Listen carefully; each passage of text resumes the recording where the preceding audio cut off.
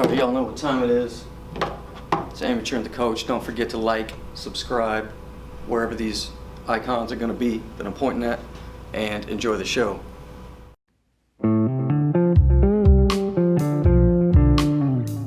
Y'all know what time it is.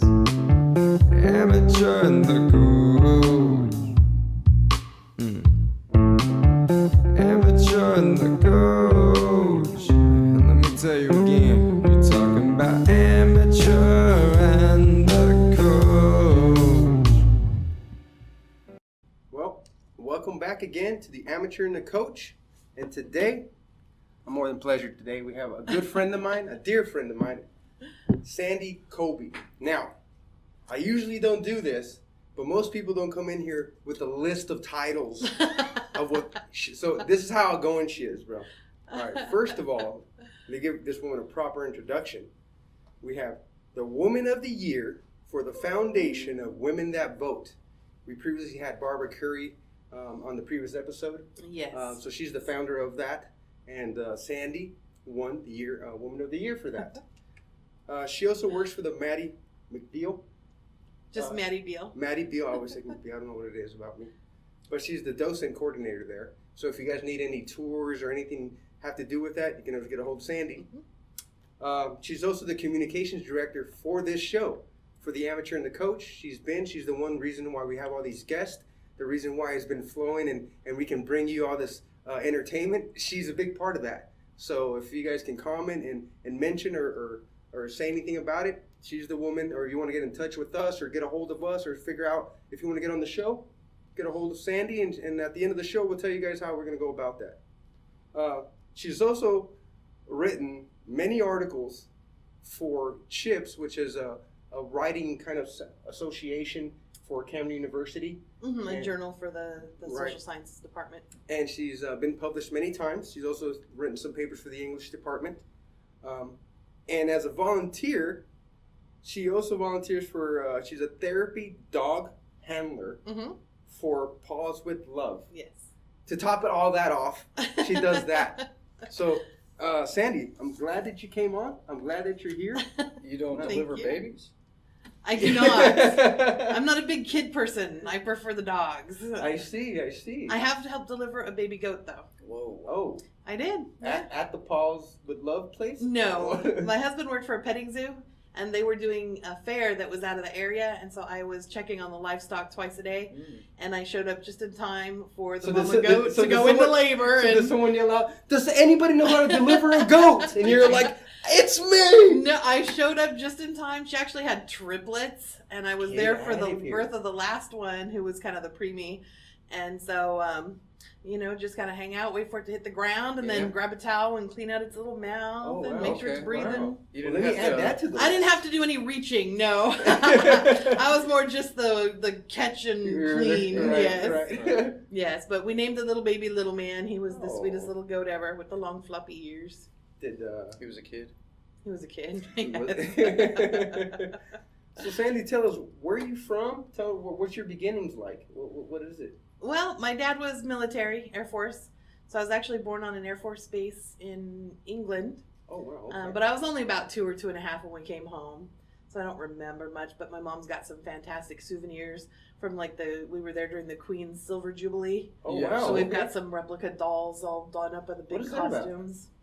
Her 25-year anniversary, I think. Does is everyone when- bring your jewelry? Is that what it is? I'm sure they did. I'm sure there were big, lavish parties. Maybe- We were not attending Maybe those. it's just some fireworks. We were more the touristy. Right. Yeah. But, so you still got some English instincts, right? You still pinkies out. Yeah, tea time with the pinkies. Oh wow. Yeah. So Something like that. So you toured Europe with your dad while he was in the military? Is that? Well, he was stationed on the one base, but we were close enough to England and stuff, or Scotland and stuff, that my mom got us out to a few different places. Like I said, though, I was so little, I don't remember any of it. Right. And then when I was about 2.5, my first sister was born 14 months after me, and the two of us and mom and dad came back to the States through New Jersey and a long way out to California. New Jersey. That's where his family's from. Oh, your dad's from New Jersey? Yeah, Oh, I yeah, see. they're Jersey Oh, folks back wow. there. Do you go back? I don't. My sister's in Connecticut right now, and she has met a lot of that part of the family. I haven't gotten an opportunity yet. Oh, I see. Okay. But yeah, after that, we kind of bounced across all the way to California, and that's where my dad set up his homestead. And you had mentioned that your dad was a police officer, right? He was, yeah, he was. So he used the 4 years or 8 years or whatever in the Air Force as bonus points to get into the California Highway Patrol. Oh, okay. And so he did that for 30 years. He retired after 30 years. He loved it. So he does. He's funny. Did He used to credit us. He actually helped deliver a baby on the side of the road. Nice.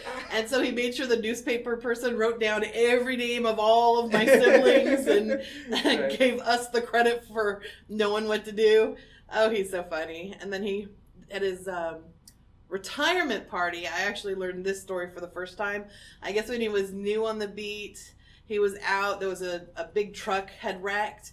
And so he was out there, first one on the scene, checking everything out. And he starts calling in the code for multiple fatalities. So the other police, the firemen, the paramedics, they all haul ass out over and show up to the scene. Well, the fatalities, was actually a truckload of like chickens or ducks or something. And so the fatalities was the livestock. Oh, wow. Oh, yes.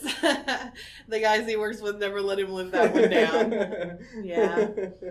All he had was a code for That's it. That's the only one he could right, remember. Right. Yeah. And I definitely inherited my dad's sense of direction, which is none. You're a wandering you soul. put the two of us at a big 2-story mall and we'll never find our way back out to the parking lot. Oh, wow. Oh, it's terrible. Yeah, again, first day on the job, the trainer took him out to the area that was going to be his beat and got him, down in the heart of it, and they cruised around and did a couple things, and he's like, okay, well, now I'm going to let you drive, get us back to the office. And it was like, I guess a couple hours later, the guy's finally like, give me the keys back. Right. You need to learn how to get back to the office. Especially if you're going to be a cop. That's it. Yeah, California. So, Right. So he worked for Chips. And He you did. wrote for Chips. Yeah, actually, good connection. He's good at that stuff right there. He's the man when it comes to that. Yes, and we watched Chips. I Right. grew up And ate Chips. watching. Everybody yes. watched Chips at least. Mary Olding. That's it. Yeah. With, what's his name? Estrada? Eric Estrada. Yeah, Eric Estrada. I feel like we should have a bag of chips sitting as a prop now. It's the theme. Yeah. Oh, No shit. So how many siblings do you have? I have a lot. Well, let's get to that. So, my mom and dad were married. I was the oldest. My sister's 14 months younger than me. We have another brother that came along about 2 years later. And then my baby brother came along about 6 years after me. Okay. And then my parents divorced, Oh. Yeah. which was hard on me. I was a daddy's girl. Yes, when my dad actually, when he left the Air Force and went in to do the Highway Patrol training, he had to be gone for the academy for, I don't know what it was, 10, 12 weeks or whatever. And my mom says I was just an absolute terror the whole time he was gone. I remember I was in kindergarten or first grade when this was going on, and our teacher was trying to teach us how to color in circles inside the lines. So I had a page of grapes, and we were supposed to be coloring circles, and I was so pissed my daddy was gone. I colored straight lines in all those circles. I'm not rebellious by nature, but I was going to be darned if I did circles that day with my dad not home. All right. Yeah, so that was hard on me. And then the divorce, like I said, I was always a daddy's girl, so that took its toll, especially because we didn't stay close. We moved up to Seattle with my mom. So dad remarried, and I inherited an older stepbrother who's a year older than me, 2 half brothers. I think they're about 10 years or so younger than me. And then about the time I was graduating high school, my dad remarried, and we ended up with 2 stepsisters out of that one. Oh, wow. Yeah, and then You're a big family. my mom came down for high school graduation, and the day after the party and the ceremony and everything, my mom comes up and she's like, now, Sandy, I need to tell you something. She's like, I want to let you know, I'm 2.5 months pregnant. Your mom? Yes, I said, Mom. How old was she already? I think she was 41 when she found out, 42 when she had him. That's not old. That's young. Right around there. Well, normally it's the other way around. You tell your mom. That's what I Yeah, kept thinking. It's like, wow, I expected me to tell her that before she would tell me that. So I've lost the plot a little bit. How many right. How many siblings? Are we done? There's more? So, well, the baby Ricky came Baby along. Yeah. Okay. Oh yeah, the Yeah. baby. And my dad is remarried again, but at this point we're all older, and so we're not actually counting siblings anymore. Right, okay, yeah. Yeah. All right. You still close with your dad? Yeah, I love my dad. We're not the huggy feely. We're Facebook friends. Right. He is extremely political in his posts. For the candidate I'm not a fan of. Right. And so occasionally I do have to mute him for a while. That's my mom. But yeah, no, I mean, our family is just not super close. Like, I go 6 months between talking to my mom on the phone. When we get on the phone, we'll talk for 3 hours, and that's usually one of our phone is dying. Right. Yeah, but I don't have to call my mom every day or every week or anything. I see. That's good. That's good. So how did you end up here in Oklahoma? What was the deal? Well, my husband and I were living in Southern California, in the San Jacinto area. That's where you met your husband at? Yeah, in California. We met going into high school. We're high school sweethearts. I've known him since I was 17. All right. Oh, wow. Yeah. Okay. And we moved to Oregon for a couple of years after graduation, then back to California. And then we ended up in Oklahoma because we got caught up in a housing crunch. We actually bought the house at a good time. It wasn't the peak when it got crazy, but then we both lost our jobs, which never helps anything. For sure. And so we kind of talked about it, and he had family back here. Tom was actually Marine stationed on the base, and they had bought their house out here. Okay. And so we got talking to them, and it's like, well, we're going to have to start all over. Let's try something different. Yeah. Right. I was West Coast baby all the way because, California and Seattle. And so I'd never, we'd traveled to Virginia and back one time, but it was kind of just a straight through and then take a couple days back. So we didn't get to see a lot or experience a lot. So this has been a little bit of culture shock. Okay. I lived in a valley between some of the highest peaks in the state. Mm-hmm. And so when people say Mount Scott, it's all I can do sometimes not to giggle a little bit. Oh, you don't say Mound to Scott? Mount I thought it was Mound to Scott. Scott, that's more like Right, it. yeah. So how do you like the climate? The climate, it's hot and humid. Yeah, in the summer. Yeah. How do you like it in the winter? Winter's been nice so far. It's real cold in the winter. So, well, the year we showed up, it was 2015. My sister-in-law had been talking to us, drought, miserable, dry, drought. And we show up, and 3 days later, the skies open up, and it rained for months, and everything was flooding, and we're just like, were you just telling us stories about the drought? Well, it rains a lot in Oregon anyways. It does, in Seattle, yeah. Right, so We were used to the rain. So does it pour in Seattle, or is it? It's like a drizzle. Like a It's just always just damp. That's nice. Like when I went up to Oregon, it's got that mossy grow everywhere because of that constant drizzle. Right. So you're always feeling kind of damp. And you can't find the north side of the tree because the moss is just everywhere. All sides. Right. Yeah.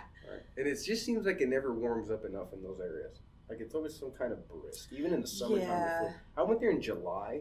It's still kind of brisk. It's usually in the 80s. It doesn't ever it's get. kind of like even sometimes when you go in to the the 90s. beach, it's still kind of cool even to go to the beach. Yeah.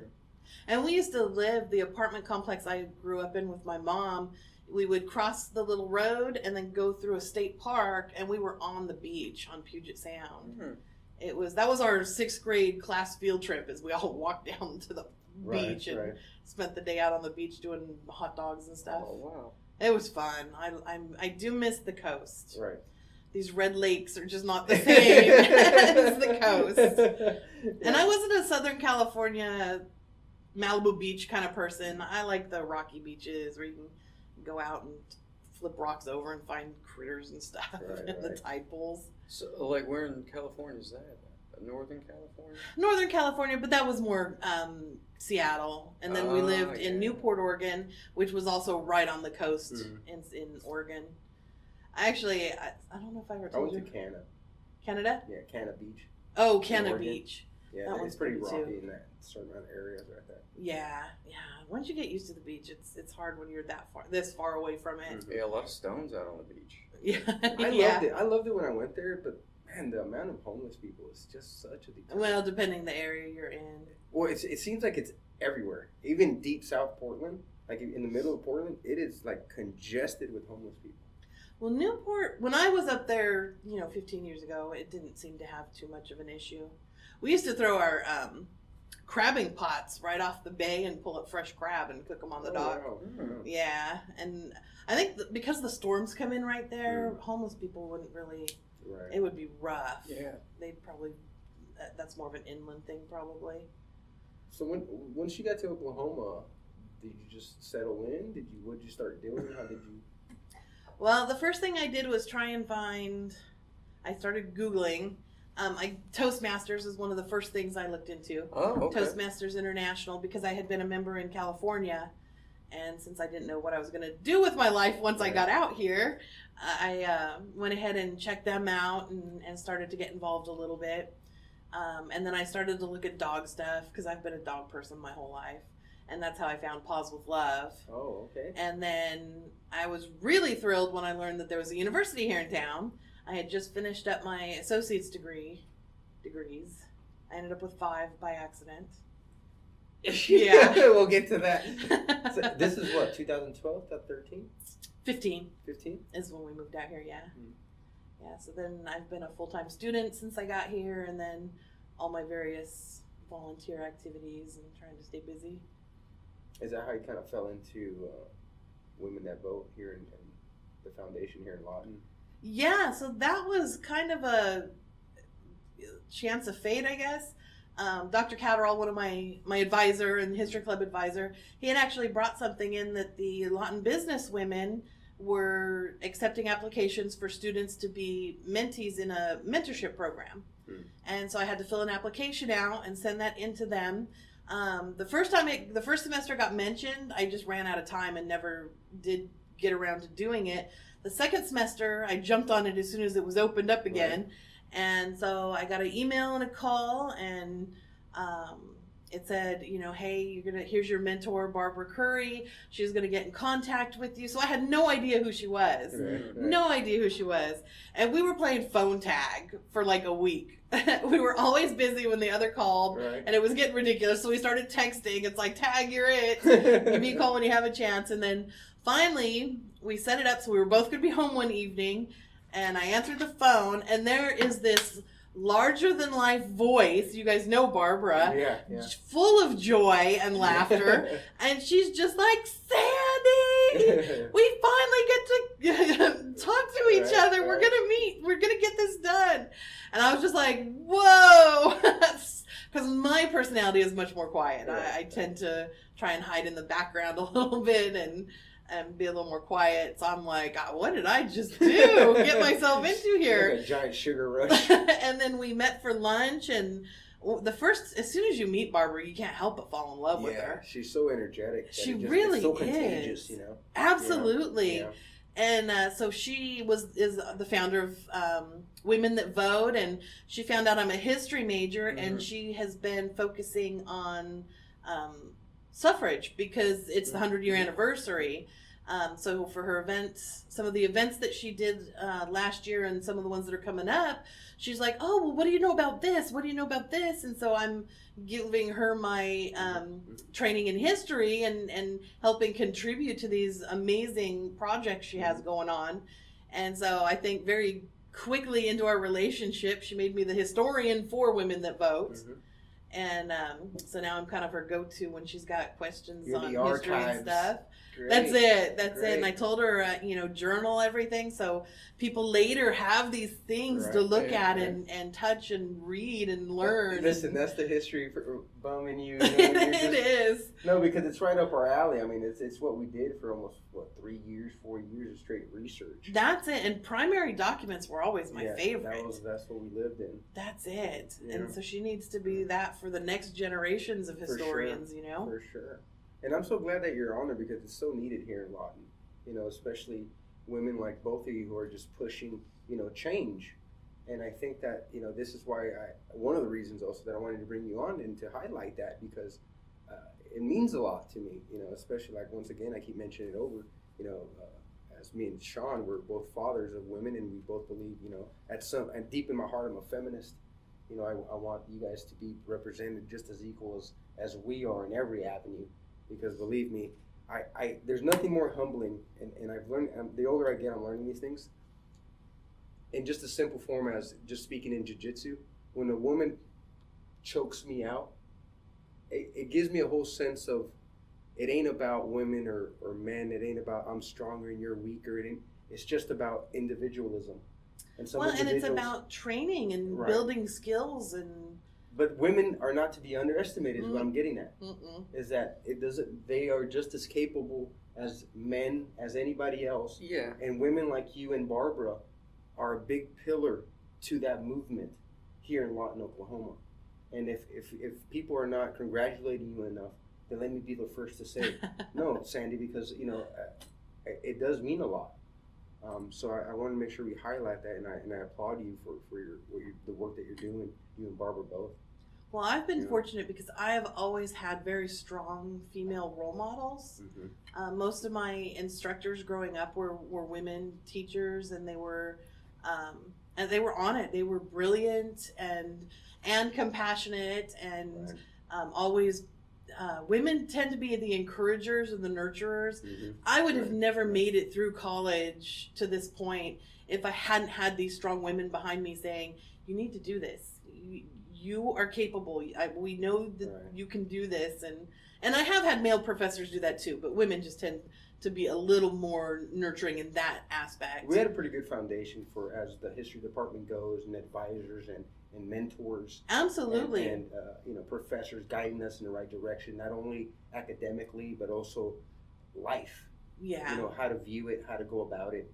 I think that they really prepared us, to be really open-minded and accepting, but also not to be, fooled by just anybody or anything. Yeah, absolutely. Yeah.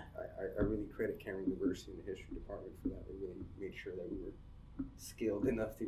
Yeah, I'm very glad that I got to take all of the professors for various things. Yeah, we got a taste of all of them. That's it. Yes, some of them whooped me more than other ones. And they encouraged that. That was the beautiful part. They actually encouraged for us to spread out and have those different kinds of influences, interactions with different professors, and it kind of prepared us for, also life. Yeah. In dealing with, different types of professionals. Well, I would never have done the Phi Alpha Theta conferences if the professors hadn't kind of nudged a little bit, and those were a fantastic experience.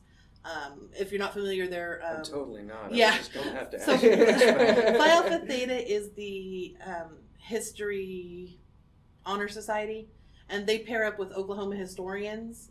And they do a conference once a year. And so undergraduate and graduate students go and they present their original research. You're given, a certain time frame, so you have to keep your pages within that. But we get to hear some great speakers. We get to interact with professors from other colleges that are our judges. And then we get to practice actually reading our papers out and answering questions about them. You won one, right? So the first year Chris and I did it. And Chris won though, right? Yes, Chris won that. Chris won second place, and I took third place that year. Yeah. And then Chris's research is great. He nails it. Yeah. I struggle to keep up with his research. He's so good. I think it was over Russia. It was. You got a little obsessed. I think with it was Russia. the 1812. It was the 1812 Yeah, paper. I believe That's that was correct. the paper for that it was class. his senior paper, 1812. And then the next year I came back and did it again, and I tied for first place. And that's in the undergrad U.S. History division. So. Well, that's great. Man. I was. That's yeah. It's these little things you're going, I might actually be a historian one day. I might be able to use that title. You put that work in, totally. Now, as long as I've known you, you have always worked for Maddie Beal. Yeah, and that's been a couple of years now. Hey, you did it. I don't know if you noticed. I was paying attention this time. So tell me about how you got with them. What is it that you actually do there, and how you changing, or how you going about people coming over, or what's the deal there? So a friend named Keely and I, we just got together one time and decided we would just go over one afternoon and do the tour. And so I showed up we showed up and we looked around the house and learned a little bit about the history and got talking with the lady who was handling the front desk area. And at that time, she was the docent coordinator. And so I got to chatting with her, and she told me that they were always looking for volunteers. And so I immediately gave her my name and phone number. Right. And a few weeks later, she gave me a call and said, well, if you are interested, come on in and we'll start getting you trained. And So we just ask that people commit 1 day a month, and it's 3 hours is the shift. And so I came in and I trained a couple times and got to learn Maddie's story, more about that. And so then I started giving the tours, and then I started to attend the board meetings. I got involved a little bit with some of the different things that were happening at the house. I volunteered for events and stuff. And, over the years, I've just gotten more and more involved. And then when the other docent coordinators left, they approached me and said, well, you kind of know all this stuff now. And I live very close. And so it was easy for me to just slide into that position. And then so what I do for that position is I train new docents. I act as kind of the liaison between the board and the docents sometimes. I help with the paperwork if anything needs to be done, keeping things stocked as needed.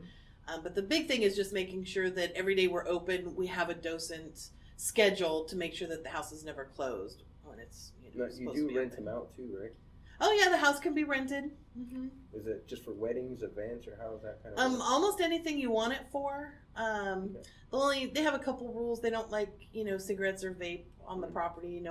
Hard alcohol. You can toast with champagne or wine. Right. But here recently, I actually took over the phone and the email. So if anybody's contacting the Maddie Beal house for anything, they're gonna get me. Okay. So, well, that's good to know. Yeah. You got a face to the email now. That's it. Okay. That's it. Send an email, and I'll be the one responding. Well, good. Yeah, and then as president of the History Club, the first big event I did at the Maddie Beal house was our Death and Mourning event last October. It was called Death, Mourning, and the Afterlife. I'm obsessed with Victorian mourning practices. I collect antique jewelry that's got hair in it from people that died. Do you have those photos? I do have some of the post-mortem photos. I have 2 death masks, the plaster masks that they make after somebody passes. Wow. I have some creepy stuff. I have a 1920s embalming table. Whoa. Oh, wow. Yeah, weird stuff. Wow. But it was an exciting event because I got to bring all that to the house and set it up, and I got to tell everybody about it.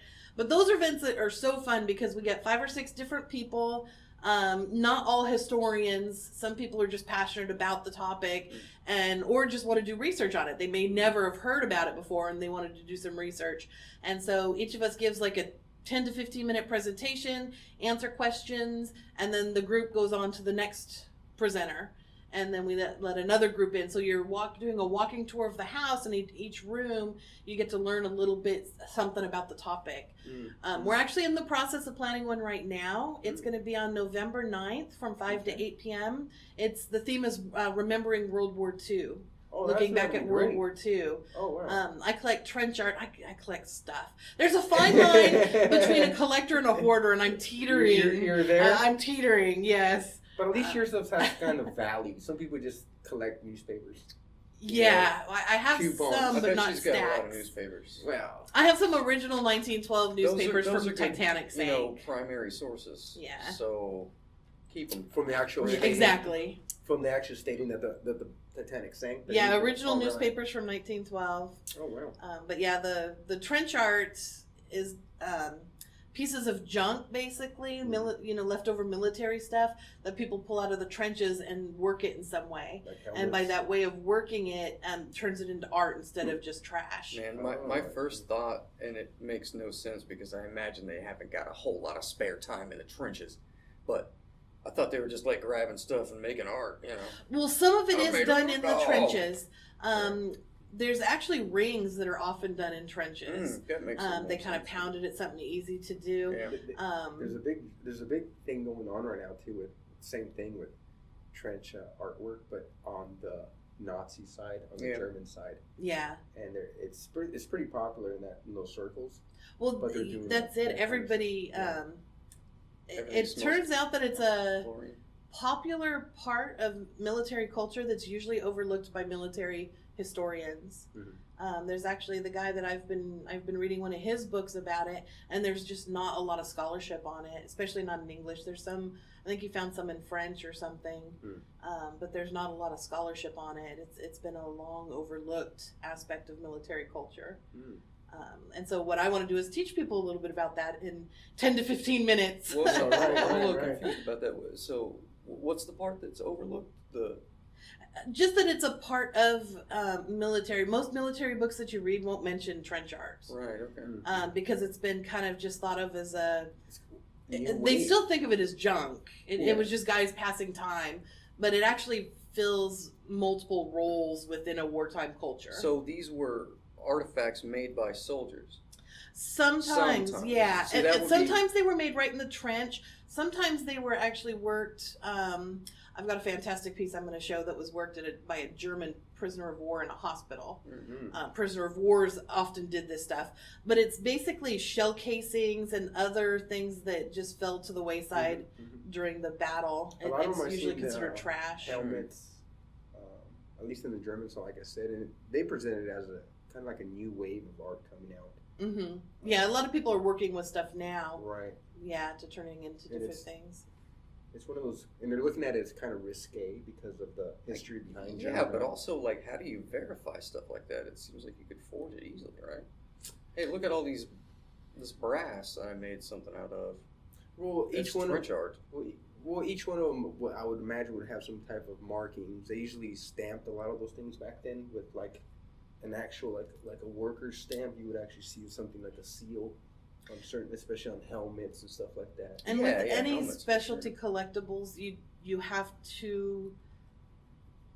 If you buy something, you have to be willing to lose the money on it Yeah. if it turns out to be a fake. Right. You want to find people that have a good reputation in the trading community that you can work with. Same thing, the Titanic stuff is faked all the time. Yeah. But I'm getting to learn the names of the people that you want to buy from. You know, Well, actually they take are the the people time. that have shaped the Right. Titanic subculture, and they're the ones. I'm on a Facebook chat site now where I can contact the guys that went down on the dives that found the Get outta Titanic here. or that pulled the big piece up. And if I wanted to, I could just ask them questions and they will respond and talk. I've ordered autograph books. Did they ever find Jack? No, Jack. Have Rest you his ever soul. heard the conspiracy I heard all the conspiracies. about She wrote a paper on it. the Olympic? that they switched out for insurance purposes. Yeah. Yeah, it's been debunked because they actually made structural changes on the Titanic. And so just by looking at pictures, you could tell it's not the same ship. Right. You Yeah. can tell it's not the same ship. Like the number of ports on the side on this photograph that I looked at that was supposed to be the Titanic does not match No. the actual Titanic. And they So I was enclosed part of the promenade, one of the promenade decks too. So it's enclosed instead of an open area. So there's been differences. yeah. That's Yeah. one of the ones that couldn't be debunked though until they found the ship in the mid '80s. You know what I mean? So that starts circulating early, and nobody can disprove it till you actually find the ship Right. and get pictures. Well, though, I imagine a lot of people try to make sense of it too. Oh yeah. Yeah. Well, and that's it. They could never prove that the ship broke in half until they Right. found it. Right. Right. Until then, they thought that the passengers that were saying the ship broke in half were just imagining things. They were telling them, "No, you're crazy." We tell people that a lot. Right. If their narrative contradicts what the official story comes to be, Yeah. whatever that is, however illogical or misconstrued.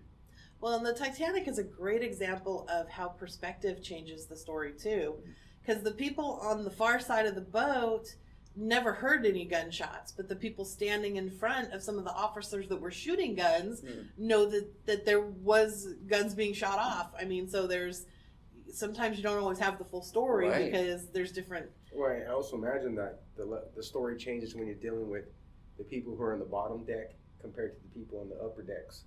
You know, when it comes to wealth. Yeah. So I imagine their stories of what happened was way worse than the stories of the people who actually were able to exit out. Oh, quicker. absolutely. You know, just how yeah. One of my lifetime heroes is a steward. His last name was Hart. He was a third-class steward, and he could have, left or stayed up top and given himself a really good chance to, be a oarsman in one of the rescue boats. But he was in charge of like 58 third-class passengers, and a lot of them didn't speak English. That was one of the main problems with the third-class passengers is you can't explain to them what's going on, and a lot of times you'd get them up to the top deck and they'd turn around and go back down because they couldn't understand what was going on. But he went down.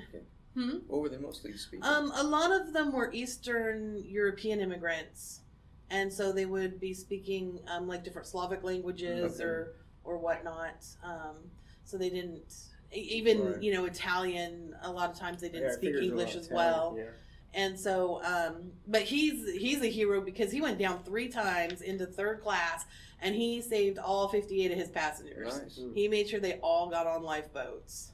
Wow. Yeah, and then another third class steward saved like all but 3 or 4 of his passengers. He either couldn't find them or couldn't convince them. Shout out to those stewards. Yeah, You know what I pretty mean? amazing acts of. You think you could like do it with I don't know. At that point you'd be trying to figure out any way you could. Some Ship's Tetris. breaking. Now, That's it. This is one thing that I'm worried. I'm glad that we're talking about this. Is that is it true that the boats were not fully filled? They were not fully filled. They were supposed to hold, I can't remember the exact number, 65 people, passengers. The first boat left with about 12 or 15 people on it. Wow. They were having a hard time even convincing the first class passengers to get on the boats. They thought it was just a drill. It's the unsinkable ship. Nobody thought it was going down. Right. I mean, as soon as the captain and the crew figured out the structural issues, what had happened, they knew, but they couldn't convince everybody else. And then you had the musicians playing the calming music, and people were like, why would they still be playing if we're actually going down? And so everybody thought it was just a ridiculously inconvenient drill of some sort. But there was no chaos. So the ship hit the berg at 11:40. The ship sank at 2:20. They were like an hour and a half in before it finally dawned on the passengers that there was really a problem. It took that long, like an hour and a half. Well, it's a lot of champagne going on. That You know what I too. mean? I mean, they say the same thing about global warming. Well, frogs, they don't understand they're going to boil until they're dead. Right. We're just going to go in our little ignorance in the pot until it just starts boiling everybody. Yeah, I don't know if that's a thing either. So The frog in the thoughts boiling on one of my favorite heroes in the Titanic? He's not even a hero. I just looked up his name, Charles Johan. He was a baker or chef. Oh, yes. And whenever the captain said "be British," as in to be polite, he took that in as I'm going to drink all the alcohol, Yes, and then go to heaven. It's going to be great. And he survived because they say his blood alcohol level was so high it didn't freeze. Oh, wow. Yes, he wasn't allowed to get in a boat right away, so he actually went into the water and was, I guess, in the water for a while. And but yeah, he did not freeze, and they ended up pulling him into a boat, and he made it. Oh, wow. You did the Wim Hof. There it is. Drink that whiskey. Make sure you got your little flask if you're going to be out there in wintertime. Yeah, buddy. I don't understand how that You know would what I mean? keep you from freezing to death. I don't know. But Well, that's better like the flow. myth of- Better blood flow. That's exactly. Well- That's the story. They credit the alcohol with it. Yeah, but, Better blood flow means your heat's gonna flow away from your core faster. right. I don't, whatever, He was British. That's the story that goes with it. There were also 12 dogs on the Titanic. Only 3 of them made it. Oh, Yeah. Or for worse for the dogs. Yeah, couple of the little ones made it. John Astor's, his dog didn't make it. One of the ladies, they told her she couldn't bring her Great Dane on the lifeboats, and so she decided she was just going to go down with her dog. They found the bodies floating somewhere. Wow. Yeah, pretty brutal. It is brutal. So what made them think or market the Titanic as unsinkable, whereas the Olympic was just another fucking ship? Well, the Olympic was still part of what they called the Olympic class. So the White Star Line had a competitor in the Cunard Line. Cunard was like Lusitania, Mauritania. They were built for speed, and so they were setting records. So the White Star Line needed to compete. So they needed bigger, faster ships. But they knew they could not beat Cunard for speed, and so they built their ships for luxury and for safety. Titanic, I know, the irony again. Titanic was actually, it had the most safety features of any ship afloat at the time. It had a double bottom. It had the compartments that came down. So she could have flooded like the first 4 compartments and stayed afloat. It's because the breach hit into the 5th one and the water was going over the bulkheads. Right. And again, that's a human error. If they'd have taken the bulkheads all the way why up. not take them all the way up? Yeah, she may have been able to float. The only logical explanation I could come up with is they didn't have time to do it. Rushed. Probably. You know, there's a lot of stories, money, aesthetics. All that stuff you can't see. The you don't want to save in lifeboats, your life. like the lifeboats, they actually had 4 more lifeboats than the minimum required by the marine laws at the time. They actually had overstocked them, but they didn't want to double them up because it would have taken too much of the promenade deck for their rich passengers who wanted to walk have around. That, buddy. Yeah, Cannot have and that. so it's part financial, part again how things are going to look and flow for the rich people. Have you guys heard all the stories about the premonitions and stuff? No, that I people know had? next to nothing about Oh, the Titanic. yes. Oh, my goodness. Except so many for premonitions. Maybe Edgar Casey, I don't know. So I heard another couple of things that were to blame in it going down. Uh-huh. These rivets were cheaply made, and they all just popped off. Yeah, so there's, again, there's no hard evidence, even testing the metal and stuff, but there were theories bouncing around that they were using inferior steel plates and inferior rivets, that they were cold punching instead of hot punching. Again, if you do a rivet cold, that could cause fractures in the steel that you're puncturing versus when they're hot, you know, they shrink a little bit and go in and then they get cold and you don't start to fracture the metal at all. But I think they've done enough tests and stuff that they've proven that really isn't the case. Okay. The metal was standard for the time. And then, I mean, one of the things, the guy, one of the lookouts or one of the crew members ended up getting switched to another ship for some reason. And when he left, he locked the binoculars in a cupboard and took the key with him. And so the lookouts didn't have binoculars. Wow.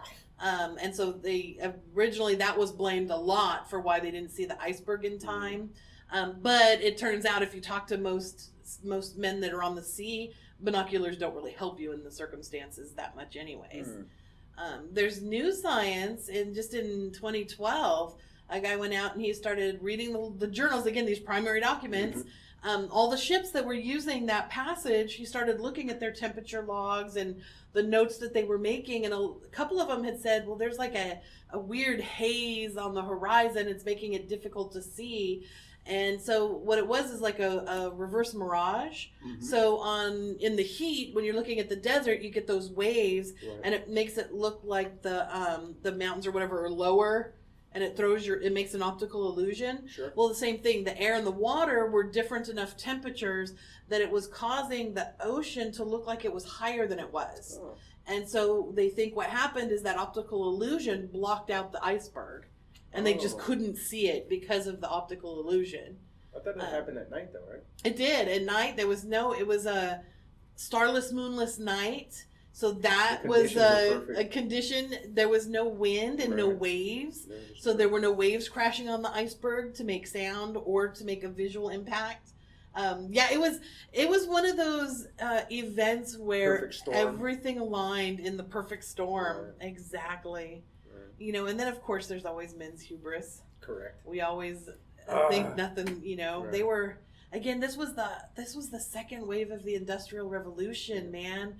People were moving away from religion and moving to science, and it was all about the money, because these guys are the big money guys. These are the robber barons that are running these companies, and you've got these poor people that are working for slave wages and have no labor protections. They're actually building the ships. Yeah. Add that to it's built in England or in Ireland by Irish workers under a British company. I mean, there were so much tensions and so much.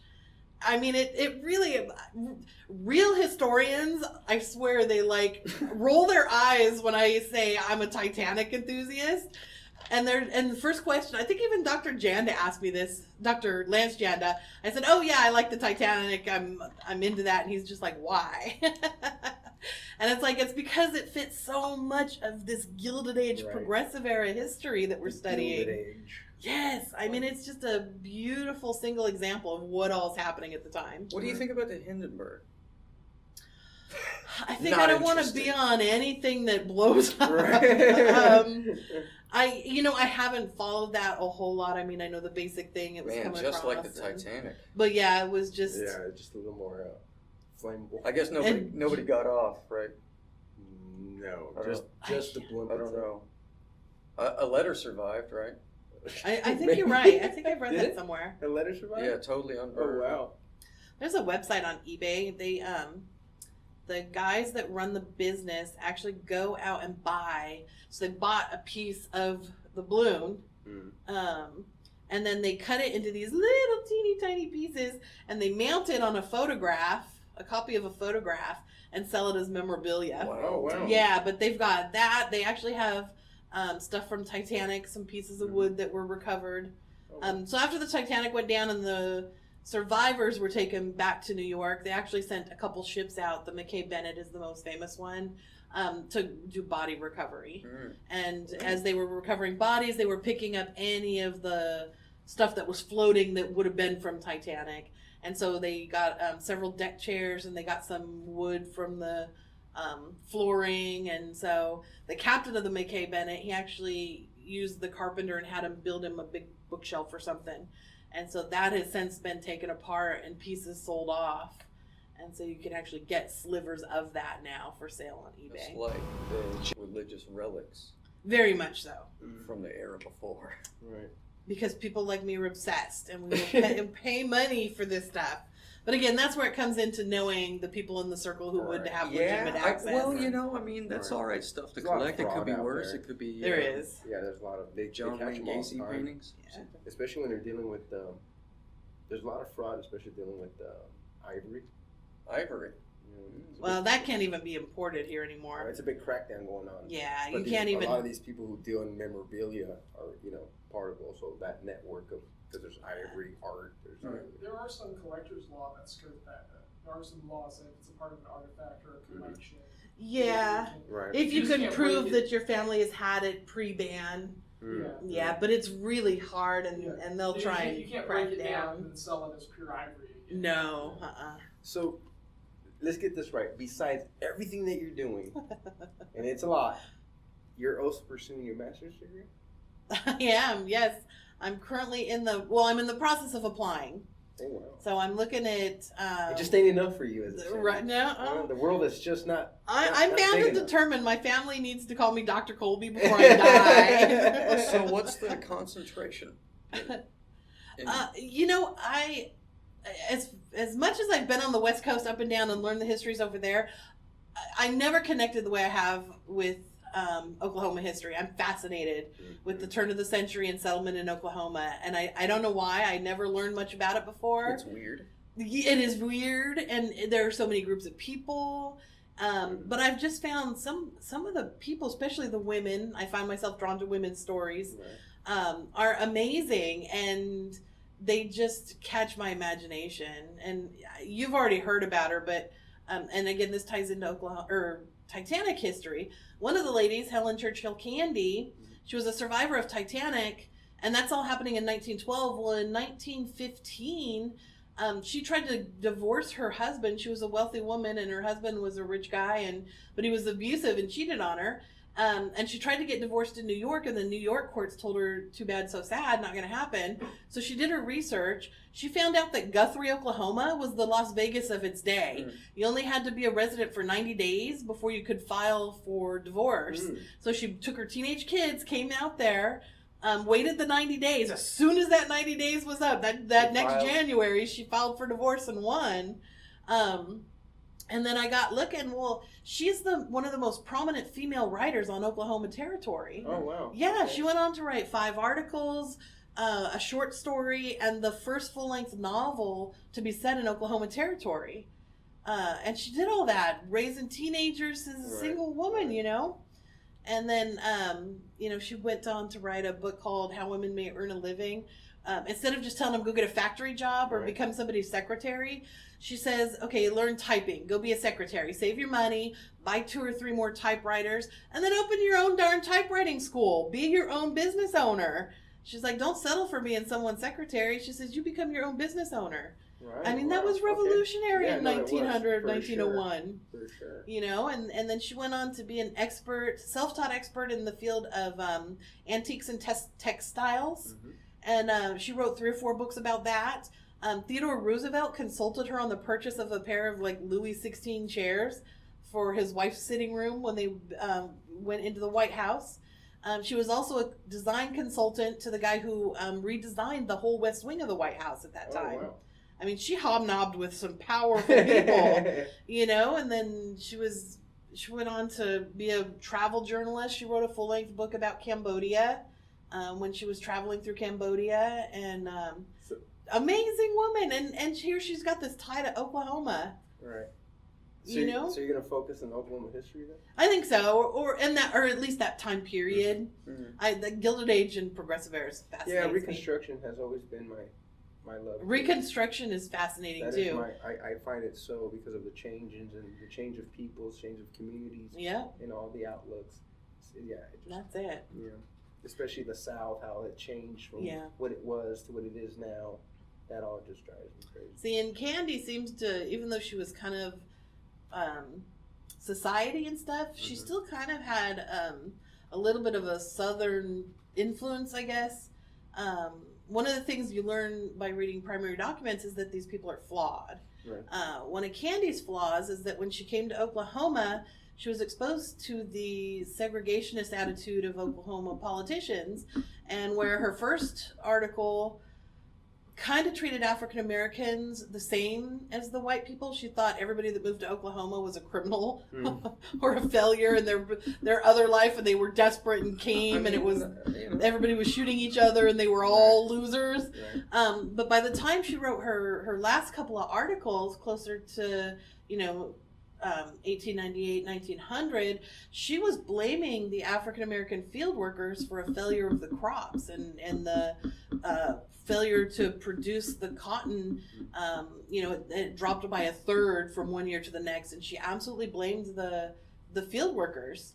And she was extremely prejudiced against African Americans by that point in her writing. I don't know how personally she felt, but she absolutely adopted the politics of segregationism. Yeah, it's really hard to tell in those primary sources what's real and what's propaganda.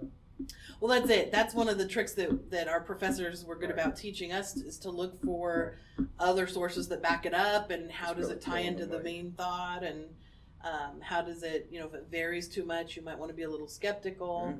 And so it's really about taking it all in and trying to sort through it. But I can also understand, because as we learned how important assimilation is, especially when you move into territories like Oklahoma. Yeah. For being an outsider. Mm-hmm. So I can understand why she would kind of take on certain political ideas, especially living in Guthrie, Oklahoma. Yeah.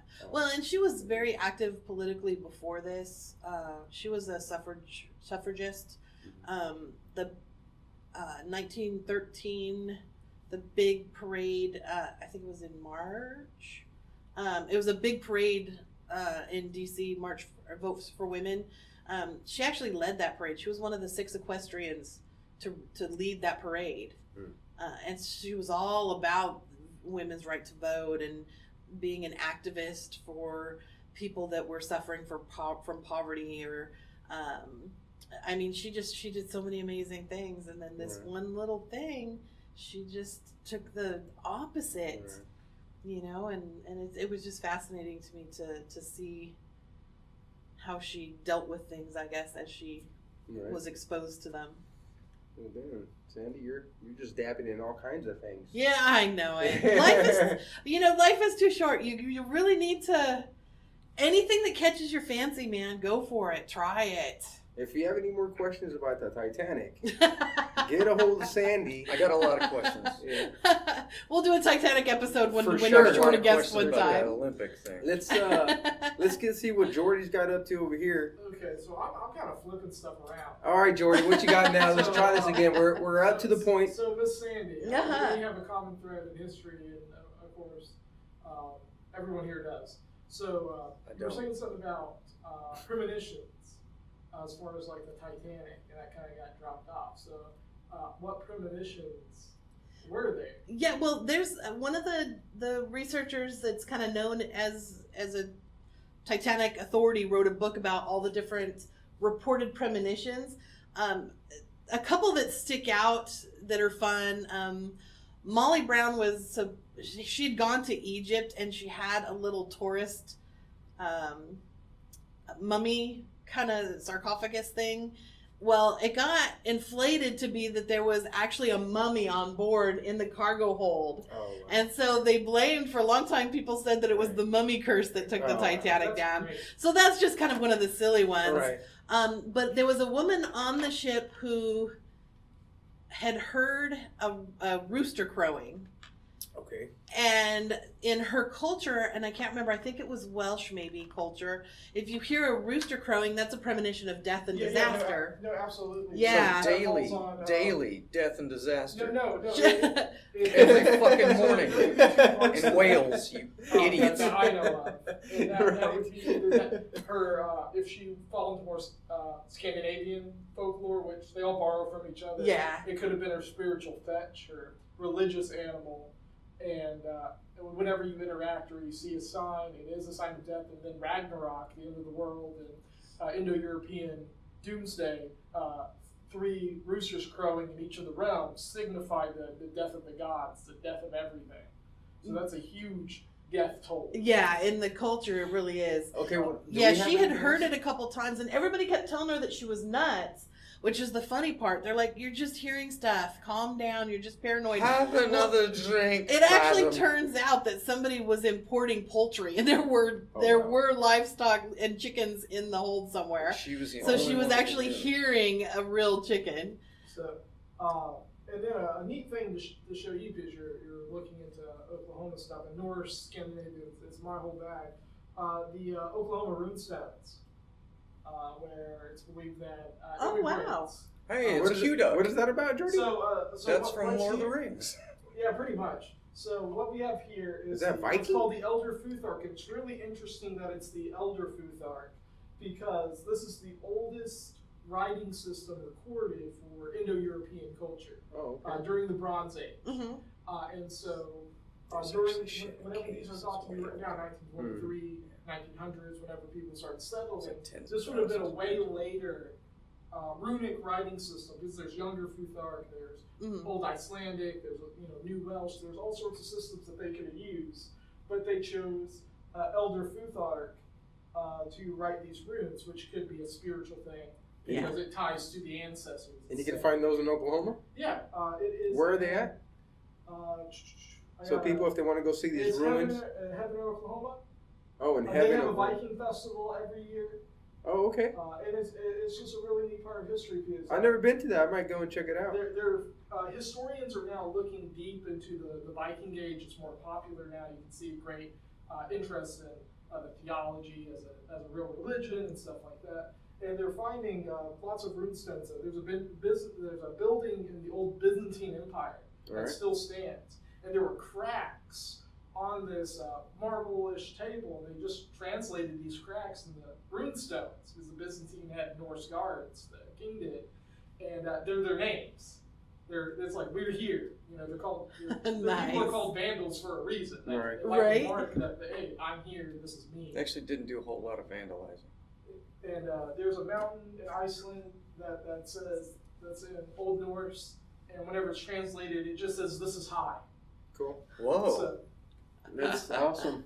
so that may be of interest to you to study. Yeah, absolutely. That's Oh, for fascinating. I love that for- stuff. For reconstruction. What else you got, Jordy? Oh man, I'm just shooting it up. So I was really curious about the Titanic thing. And I think you're absolutely right as far as the reconstruction. That's really interesting because you see how people dealt with death and disaster in different classes. Like that woman choosing to die with her dog is fascinating.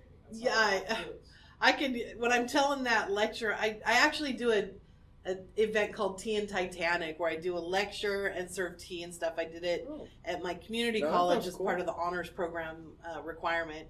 Maybe that's where both you guys can go and we had so learn about much the Titanic. fun. So are you going to be on the Titanic? Sign him up and sign him up for that. You know what? If I can afford tickets, I would do it, but not the maiden voyage. Dude, tickets would be cool though, and they would be legit. So you know there's a Titanic too, right? I do. What's that? Yeah. They made another Titanic, and it's setting sail in 2022. Oh, wow. So now here's the thing with that. I did not know that. They cannot legitimately They're gonna make an identical Titanic because the technology is so far advanced from what Titanic was that it doesn't. The original Titanic plans don't meet the laws for safe maritime. But they are sailing. going to take the same route.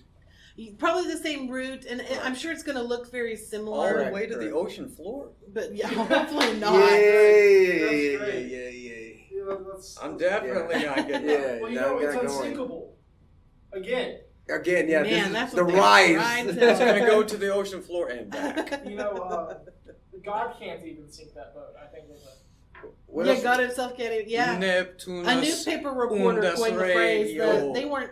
They weren't advertising it that Radio. way, but a telephone or a news reporter coined the phrase, and it just started getting thrown Yeah, then they around. pissed off God and he sank their boat. What else you got, dude? I mean, like that's my big hitter. So we talk about. Oh, I thought you had something about Sure. incels that you were Oh, going okay. If you want to talk about incels. Well, I wanted the show to be about Sandy, and it turned out to be about Titanic. I know that's She my fault. No, that is fine. Because I knew this hijacked about it. you. And the minute these guys did not know this about I you, didn't. I did. So the minute I knew that we could go on 6 hours and talk about that Titanic, Yeah. because not only Okay. did you write a So- paper, I know that you are just knee deep into it. So when that can was open, I was thinking, well, this is going to be the Titanic show Yeah, today. okay, all right. Well, This is Alright, where so- we're at. So, I told you I prefer to hide in the background I and know, I then got talk it. about everything else. so next time you're at tea time, make sure you let these guys know so they can go do that then. I apologize. Yeah. Way So too late. if you want to get to what I was talking about, I was kind of bringing up is I know Sandy's into kind of like gender studies because she's into everything. Is the new cultural phenomenon called incels. What is this? So it means involuntarily celibate. I can't get a girlfriend. I can't get laid. I'm in my probably 17 range to 30 range, and I'm still a virgin. And it's woman's fault. It's everyone but me's fault. it was the Okay. term and the original idea started actually from a woman who had started like a blog, and it was people who had a hard time finding a partner, and so she let people have this forum to vent in, but what happened is it quickly became women hating. Yeah, no, And it got it's violent super against toxic women. event. There's Yeah. a forum, I think it's incel.me. If it's still up, it could have been blacklisted. It could be on the dark So web. it's just these losers, pretty much. I mean, but their culture is very interesting. What is interesting about their culture? So I'm trying to find How out. So do this they is have their a art. culture? Okay. This is from. This has been The shared. on Virgin Internet. Walk and the Chad Stride. So basically, if you're an incel, it's because you're genetically inferior to mate. It's alpha male theory. Okay. If you got a square chin, big muscles, you're gonna mate. You're gonna get the first pick of the litter on women, I see. which we know is all factual. We know that's how they. Sure. Yeah, in every movie ever. So whenever you're lower on this genetic. Well, don't forget you have to have money and a nice car too, because that's Yeah. the only thing women are attracted Sort to. of aesthetics along with it. And so they start doing the thing where a hateful group ostracizes the other group they're against. So it's alpha against betas. Yeah, exactly. I And see. so Oh they- man, they- why would you Yeah. even want to make that dichotomy and I don't know. struggle? I don't know. There's it goes pretty deep. Okay. So, but they have their own terms to label the other. For group. sure, So for sure. if you're a chiseled faced man like this, Yeah. you're called a Chad. You're genetically superior. You're better. You're stronger. You're smarter. You can get laid whenever you want. So I would be considered a Chad? I mean, maybe. It's up to you. All right. No, let's keep on going. I hear what you're saying. And then women are called Stacies. Stacy. Or femoids is a popular term. I as see. pretty much egg chambers is how they're labeled as in a lot of these. Oh, wow. Yeah, so I did not know none of this. here's the problem with the incel culture is that it quickly went from just why am I having these problems? Why don't women like me? I'm having a hard time connecting with people, to women are basically nothing better than to be holes to stick our dicks in, and that's what they were created for, and that's what the only thing they're good for. That's what the and culture's they should creating do now? it. Yeah, That, they're yeah, this propagating culture. Oh, wow. Yeah, a bunch of losers. It's terrifying. Some of the mass shootings have been incels. Oh, They wow. I are didn't know frustrated. that. They think women owe them sex. That they should be able to snap their fingers, and every woman should drop to her knees and blow him at whatever he It's says. a real, like, what did that... And they go on killing rampages. Shouldn't that be what Chad Real- thinks?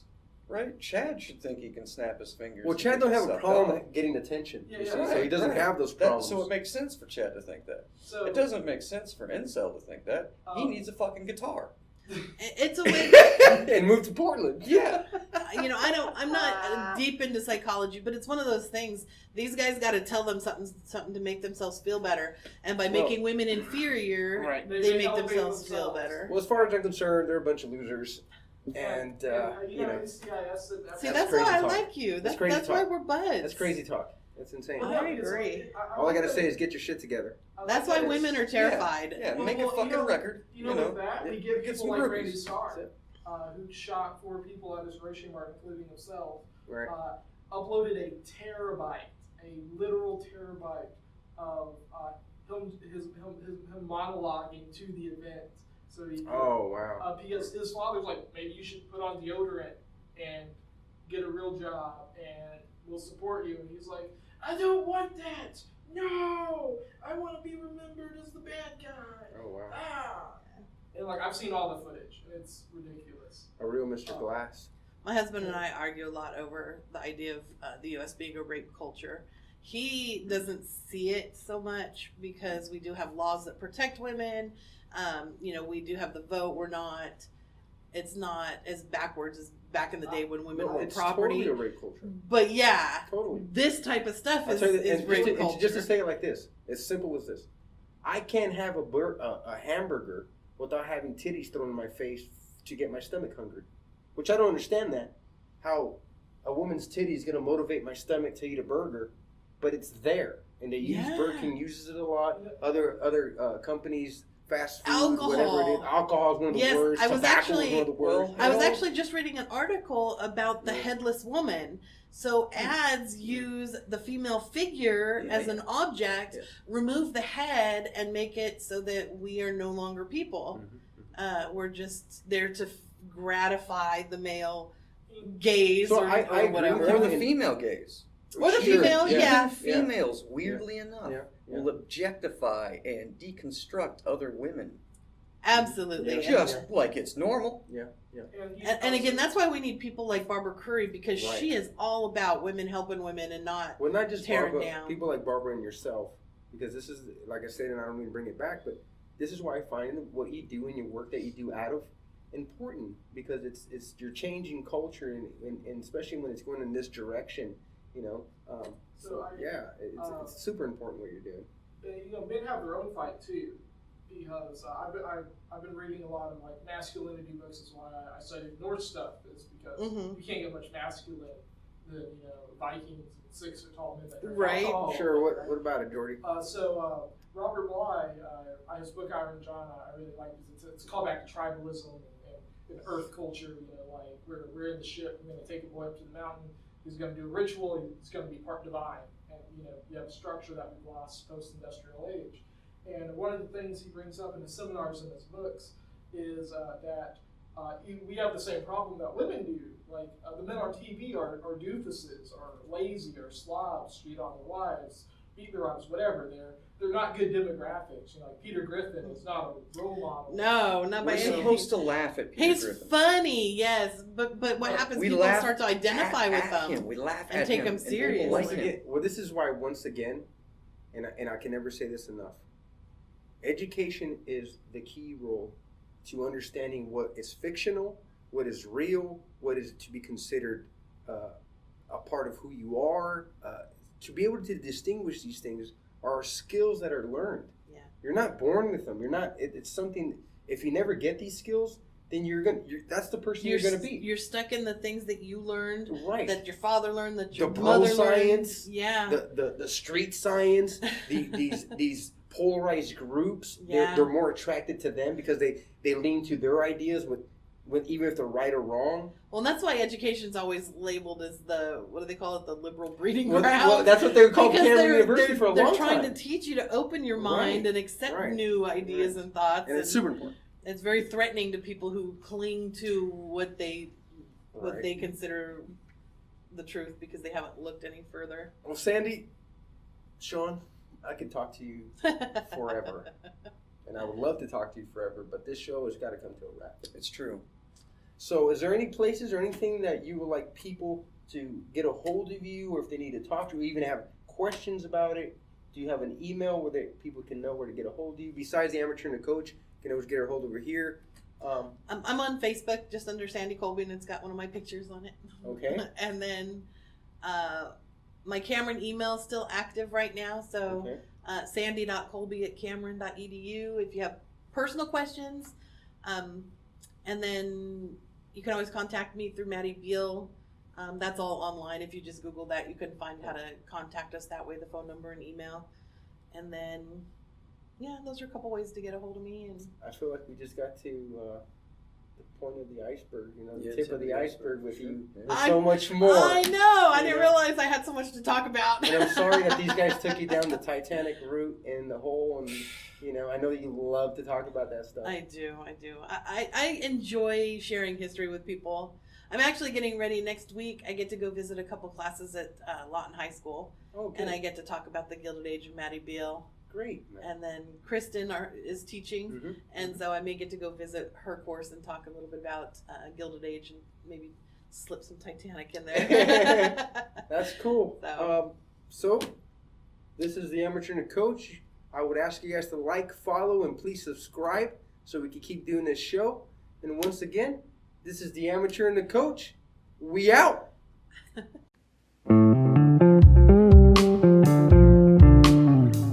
Y'all know what time it is. Amateur and the